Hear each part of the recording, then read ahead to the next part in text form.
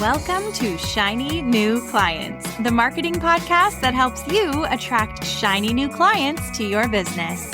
We'll talk about social media, what makes people buy, how to go viral, and marketing psychology, all in 20 minutes or less. Whether you're a coach, a stylist, or a wedding planner, if you've got a service-based business to sell, this is the show you need to fill your calendar. I'm Jenna Warner, your new marketing coach, and this is Shiny New Clients.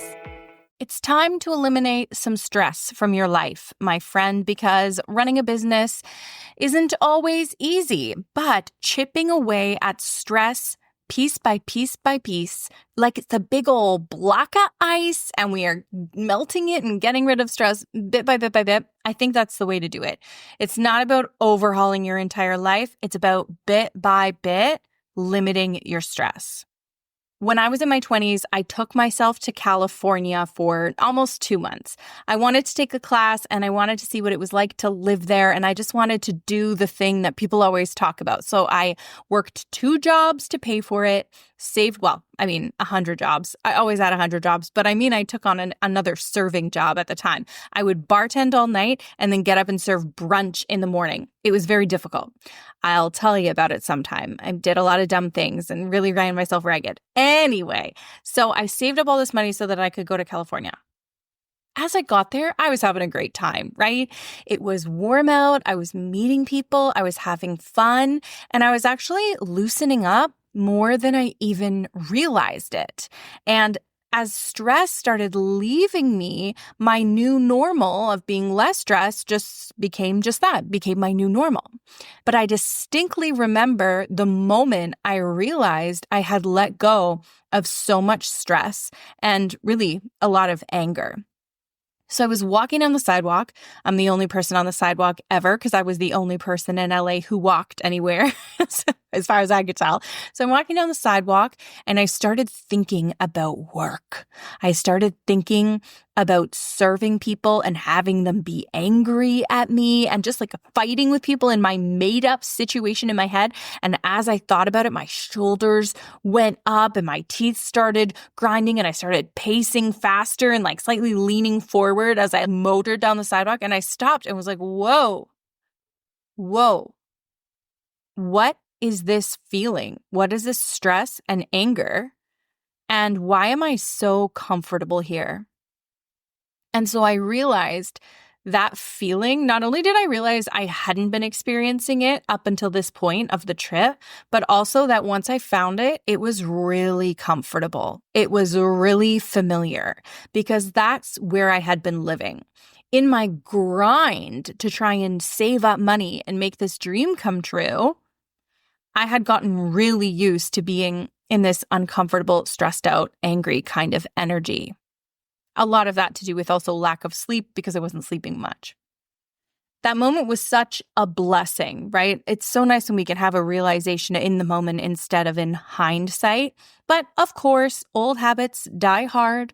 And when I started running my business, the same thing happened, right? I got used to a very high level of stress. I probably still am used to a high level of stress, but in the early years of my business, those first 5 years, especially when you're just trying to make everything work and you want it so bad, it's really easy to get accustomed to another level of stress. I want to give you a few really constructive things that I did to help lower my stress that I was experiencing while running my business. And if you want to hear more, let me know. Message me on Instagram or comment on this episode on Spotify because I put together actually quite a substantial list of things that have helped me over the years.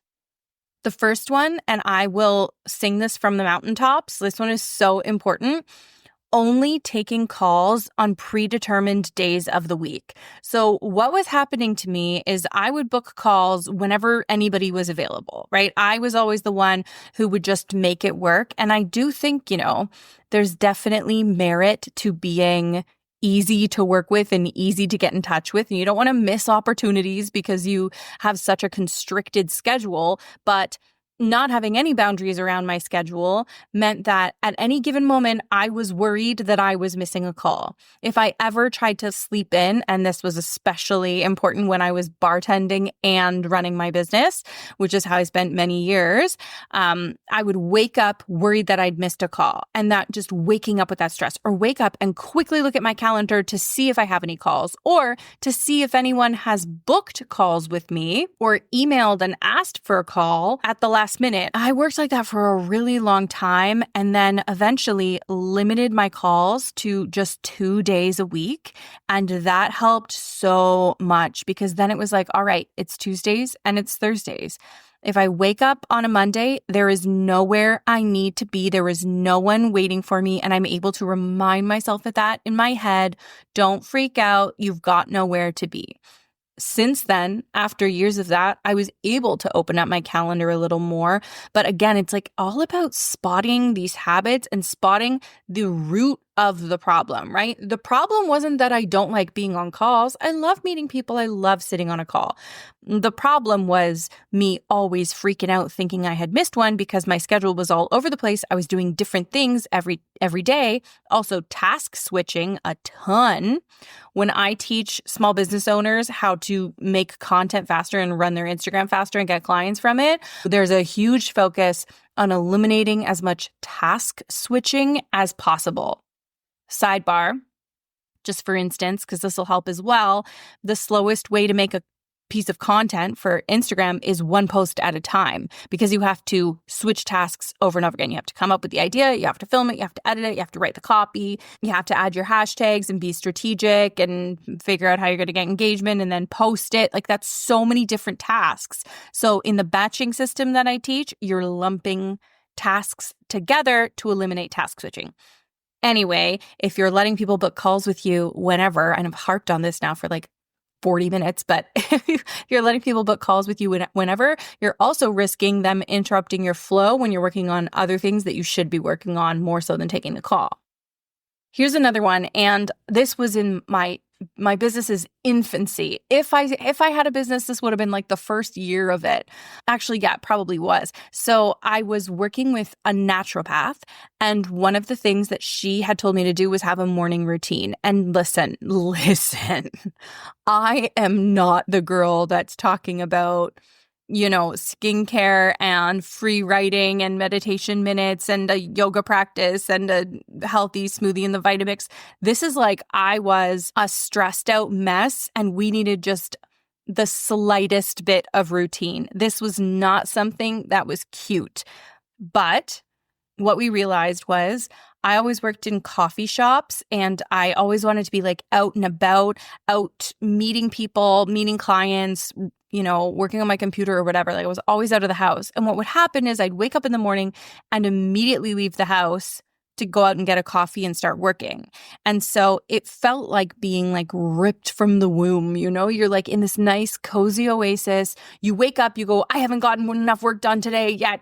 I need to get to work. I must. And maybe that's not how everybody feels. Like, maybe you don't relate to that. That's the type of person I am and was. Like, I always want to be working.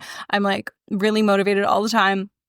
But maybe you have something that looks kind of different. Maybe you wake up and the kids are like immediately jumping on top of you. So it's still that energy of going from cozy and peaceful to immediate chaos. So we added a morning routine that just added something to let my brain wake up before I'm on the computer out of the house trying to run a business, right? All mine was I'd make steel cutouts, and honestly, I'd watch Philip DeFranco recap the news. He's just like a YouTuber, and it was really consistent because I think he was posting like every day. So every day I would be like, okay, well, what happened in the news? Have a YouTuber tell me about it, sit there, eat my steel cutouts, and then get on with my day. I really don't know if that one's going to be relatable for anybody, but for the one person out there listening who is like, yes, Jenna, relatable. Perfect. This one's for you. This one, I know a lot of people will resonate with because I hear this one from my clients all the time. Choose an ideal client who doesn't stress you the heck out. Choose an ideal client who doesn't stress you out. I'm going to give you an example. My mom works in natural health. And she used to always say she wanted to work with people who were pretty healthy and just had a couple things that they wanted to fix or improve or whatever. She wanted to work with people who wanted better energy, wanted to sleep better, maybe get rid of eczema or a skin issue, but not cancer patients or terminally ill people or really, really sick people with mysterious diseases that nobody can figure out. That wasn't her ideal client. She didn't want that stress. She was a stay-at-home mom working from home, also an iridologist. She didn't want these really, really sick people. She didn't feel comfortable helping them, right? So that's not who she wanted as her ideal client. And you get to choose that as well. I work with a lot of service-based business owners, mostly women, and a lot of people that are givers.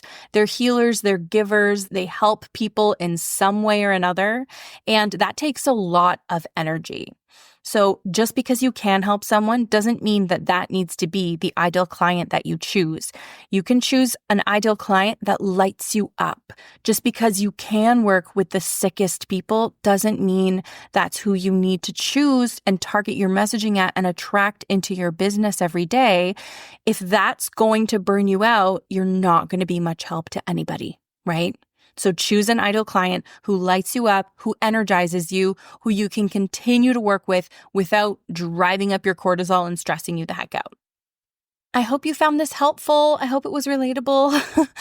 I have a bunch of really cool guests coming up on the show. Excited to get those out to you. We just launched an affiliate program inside Magic Marketing Machine. So I have an expert in affiliate programs who's going to come on here and give us some tips for helping you run an affiliate program, helping you make money as an affiliate. We're going to talk about all of that. I'm going to tell you about some hiring mistakes that I have made and the value of having diversity on your team inside your business. And of course, this show will always continue to deliver to you marketing tips, ways to get clients, support to help you love your business, love serving people, and make all the money doing it.